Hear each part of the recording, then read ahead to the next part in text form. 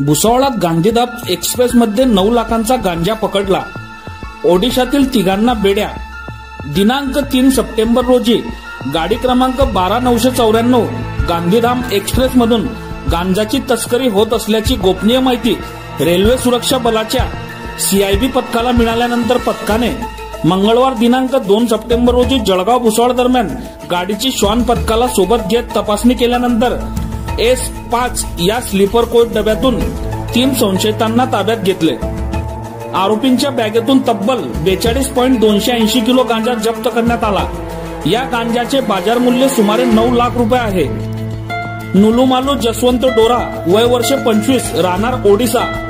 विप्र प्रकाश विद्याधर शेट्टी, वय वर्ष 19, राहणार ओडिशा व अलक सुभाष चंद्र बारीक, वय वर्ष 25, राहणार ओडिशा असे अटकेतील आरोपींची नावे आहेत. रेल्वे सुरक्षा बलातील सीआयबीला गाडी क्रमांक 12994 अप गांधीधाम एक्सप्रेसच्या स्लीपर कोच मध्ये गांजा तस्करी होत असल्याची माहिती मिळाल्यानंतर वीरू या डॉग स्क्वॉडसह आरपीएफ, जीआरपीएफ यांच्या पथकाकडून भुसावळ जळगाव दरम्यान गाडीची तपासणी करण्यात आली.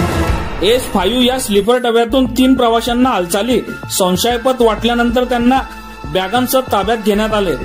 पंचासमक्ष बॅगांची झडती घेतल्यानंतर 21 पाकिटांमध्ये 8,45,600 रुपये किमतीचा 42.280 किलोग्राम गांजा तसेच 35,000 रुपये किमतीचे 3 मोबाईल जप्त करण्यात आले.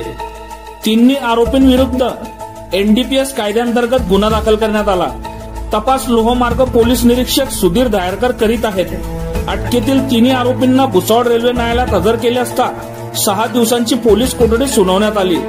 आरोपींनी ओडिशातील गांजा अहमदाबाद येथे नेत असल्याची प्राथमिक माहिती दिली असून त्या अनुषंगाने आता गांजा खरेदीदारासह पुरवठादारांचा याता यंत्रणेकडून शोध घेतला जाईल असे पोलीस निरीक्षक सुधीर दायरकर म्हणाले.